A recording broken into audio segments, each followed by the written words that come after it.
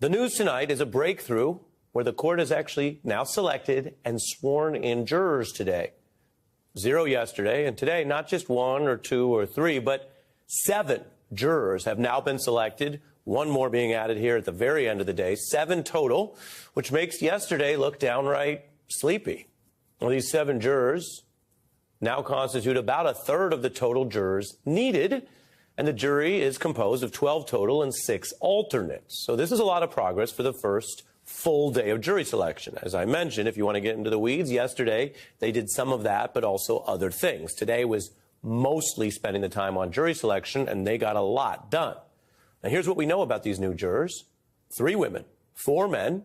Professions include salesman, nurse, attorney, litigator, so 2 attorneys, an IT consultant, a teacher, and a software engineer. As you can see, we don't have their faces or names according to the way we are covering this and our standards process. So those boxes are more to show you that it's 7 people, well over a third of the total number needed. And these are New Yorkers with normal sounding jobs, perhaps normal lives, but they're going to be a part of history. And as one of the people who was called into this process and didn't make the cut today, this is a person, as I mentioned, who went through it. They were sitting in that courtroom as defendant Trump did his thing, and she said to our reporters today that once you're in there, in that process, you start to view him, even though, of course, you know he's the former president, but you view him as, quote, just another guy. And we have a system that puts his fate in the hands of these fellow regular guys and gals, regular people. That's why it's called a jury of your peers. That can be fair and impartial. You get the sense that it's like, oh, this is just another guy. Not only is someone's fate kind of in our hands here, but the fate of parts of our country's legal system going forward is kind of in our hands because this is unprecedented. Again, that's someone who went through this today and was not picked on the jury. In fact, check, true. The defendant's fate is in the hands of this jury that is now being assembled, and it must be impartial. And this is unprecedented. Virtually all of these potential jurors know that. An impartial jury is not one of those norms we've heard about. It's not just a tradition that may change. It's actually a legal right. It must be afforded to defendants in any fair and legal American trial. As the Constitution's Bill of Rights states, the accused has the right to a speedy and public trial by an impartial jury of the district wherein the crime shall have been committed. This impartial jury is a crucial step, making it, creating it for the trial that is to come. It is actually the bedrock of any fair public trial. And by the way, the defendant's present for the process of selecting the jury. That's one of the safeguards. Today, that defendant looked on Donald Trump. He was, of course, we know, pressed on social media posts yesterday. Today, his lawyers used New Yorker's social media posts to get 2 of them dismissed. And that is fair. That is allowed. You can use the public information to remove people from the jury. Trump, though, who's known as a physical lurker, we've got the footage here because we deal in facts. That's him really bodying up unusually close to his then opponent in the 2016 campaign. You could see him over and over there making a point of it, physically lurking unusually close. This is something he has done throughout his life, and he's certainly done it in public forums. Today, he was admonished for lurking, for getting too close while talking in front of these prospective jurors. The judge rebuked Trump for basically saying or muttering something that the judge viewed as within clear, apparent earshot of one of the jurors, potential jurors. The judge said, "I will not have any jurors intimidated in this courtroom. I want to make that crystal clear." So that's the pace on the very busy, productive second day of Donald Trump's criminal trial. We're also seeing from some of these initial steps, arguments, and rulings on witnesses and evidence, how the DA wants to bust and convict Trump, and that is the job. They've basically said in public, here's the evidence, you're indicted for these crimes, now we're going to prove these crimes. DA Bragg has stressed that Trump broke campaign laws because his whole motive was hiding that damning material, not in general, not because it was personally just embarrassing, but specifically 2 weeks out from the election. Less than 2 weeks before the presidential election, Michael Cohen wired $130,000 to Stormy Daniels' lawyer. That payment was to hide damaging information from the voting public. The scheme violated New York election law. That's the key there. And this new jury that's being created will be told it was more than a payoff. It was more than, as I mentioned, quote unquote, personal matters or trysts. The DA is going to argue through his team of lawyers and prosecutors there that it was about deceiving the voting public before they voted. So Trump lied in those business records to cover up the hush money payments. This is courtesy of the DA's office, and a lot of that is documented with very detailed receipts. If I were covering this as a journalistic story, right, I've told you he's legally presumed innocent. But this part about those business lies, journalistically, is basically proven on paper at this point. And those lies in the business records are against the law, and it's not okay. But under New York law, that alone, that type of business lie, is not actually categorized as a very serious crime. It is a misdemeanor. A misdemeanor doesn't carry prison time. At most, it carries a bit of jail time, and that's actually unusual for a lot of simple misdemeanors for first-time offenders. So you can think of the business records part as the Missy misdemeanor Elliott part of all this. If you know her, she's a talented artist who was not considered that hardcore in contrast to, I don't know, J.O. Felony. Missy misdemeanor Elliott was not a serious offender. In fact, if you're curious, they say she got that misdemeanor nickname just because they said it was a crime for her to have that much talent. So you can think of the lying and business part as only Missy territory. Now, the reason there's a criminal trial is that it was more than a misdemeanor, according to the DA. The reason is Bragg alleges that there was a far more assertive and elaborate case, that the larger scheme to distort the election with off-the-books money is a whole second crime. And that takes that misdemeanor offense, and under the law would make it, if proven, a felony. It means, though, that the DA is going to have to prove the lies and fraud were done with intent to commit another crime. I showed you the Constitution. Now I'm showing you the New York law. And this is important because some people might be following this because they don't like Trump or they don't like his politics or they want something to happen in the campaign. And that's the real world. And that's fine. Outside the courtroom, people can have opinions. Inside the courtroom, though, he is presumed innocent. And this is the baseline statute. These words at a high criminal standard is what the jury is going to have to decide. Was that done that way or not? And as we see the evidence that Bragg wants to use, we can also see the outlines of the case. And Trump lawyers have pressed to know more. They say, okay, misdemeanor, we got that. That's the lies. What is the other crime? Now, they've been asking.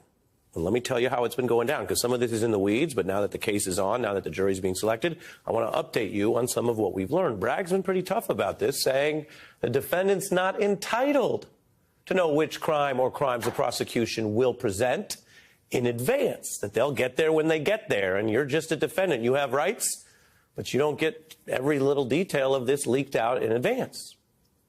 Now, they're arguing at the DA's office that there are actually plenty of crimes to choose from, including the state's election law, tax law, parts of the penal law, and in a twist, even they argue separate federal campaign finance laws, the Federal Election Campaign Act you see there in this filing, and I've pulled out the most important part of the filing for you. That's how Bragg is supersizing this case. I've told you before, this is something prosecutors do. They do it in RICO cases. They do it in mob cases. Sometimes they do it against big, complex financial companies. They say, yeah, if you only did that one thing, you might be in the clear, or you might claim ignorance, but we got you on more than one thing, and we're looping it all together. Now, Trump has often walked right up to the line of more than one law. Trump observers have documented that. His own former friends and allies and aides have talked about it, how he'll defy a subpoena and seem to threaten witnesses, how he'll demand people break laws for him and seem to deliberately lie to the government, which, again, can be a misdemeanor or perjury or a felony even, depending on the context. So to understand this trial, keep an eye on this fault line. We could have opening arguments as soon as next week, the judge mentioned today, although, again, they got to pick all the jurors. But this Missy misdemeanor Elliott part is important. Trump's lawyers might ultimately be fine conceding just things about business lies that only go to the misdemeanor, or the Missy misdemeanor, as Andrew Weissman might say.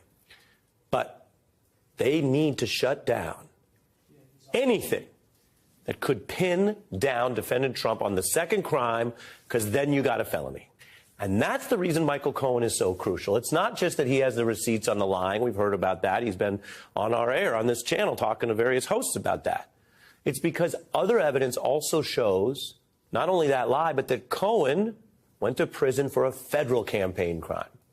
Note how his indictment during the Trump DOJ era even has language that is obviously quite matched to what I showed you Bragg, the DA, used. Quote, Cohen deceived the voting public by hiding information that he believed would have a, quote, substantial effect on the election. And you're not looking at an allegation there. You are looking at a convicted federal crime.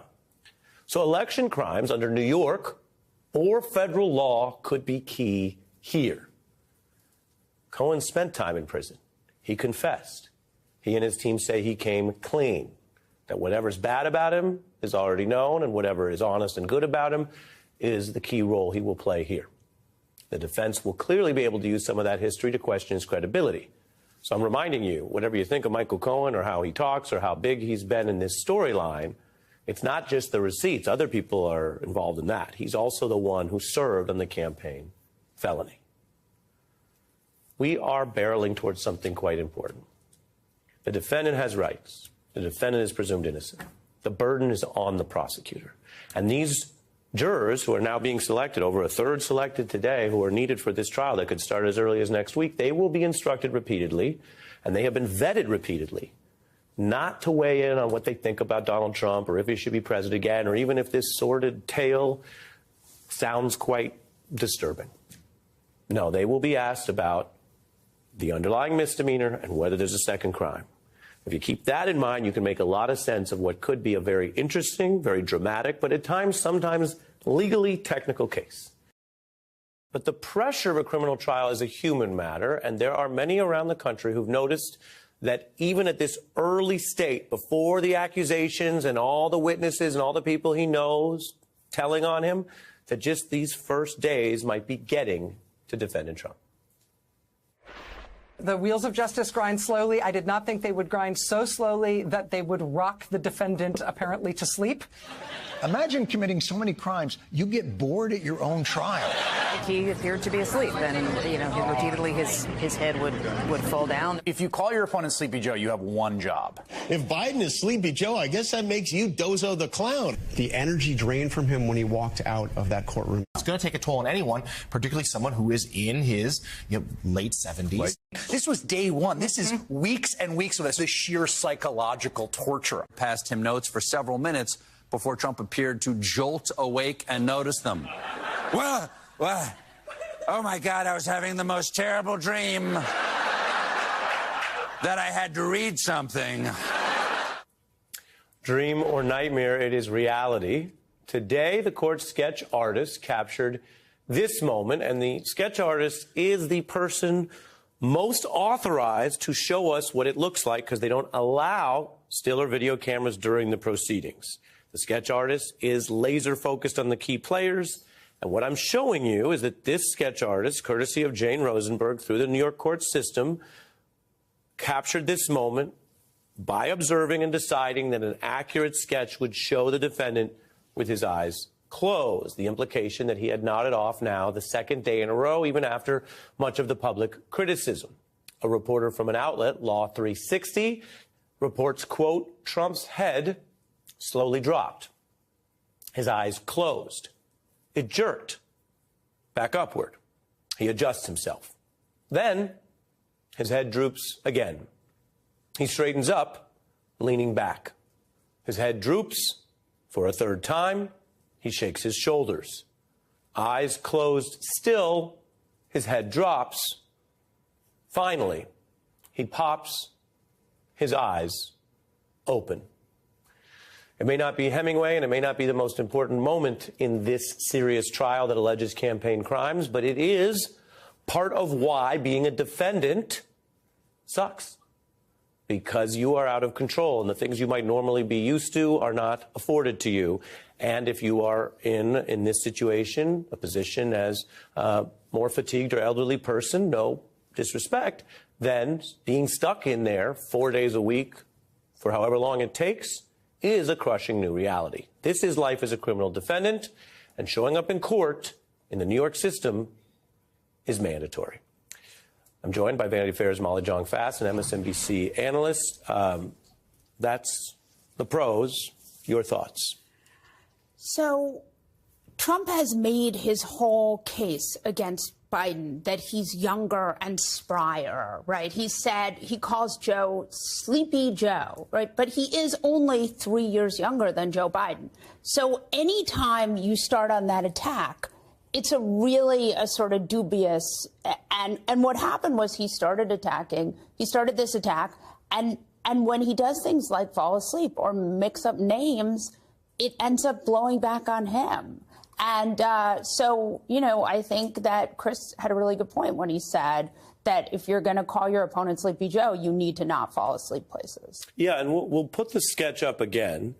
I remind people that different states do it differently, but the artist, Ms. Rosenberg, clearly made a decision here. This is not editorial cartoon. This is not the New Yorker.